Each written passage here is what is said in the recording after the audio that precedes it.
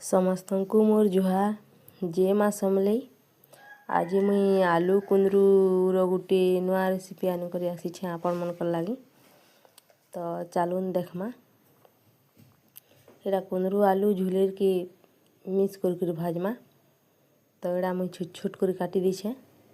काटी करी पैन रे आमे सफा कर धुई देमा। एटा हवा आमर बिना मसला रे तैयारी। तो चलून भाजमा एटा के कढ़ी रे आमे तेल बसई देमा। तापरे सुरसो मिर्चा दे देमा। तापरे आम काटला कुंदरू आलू के दे देमा।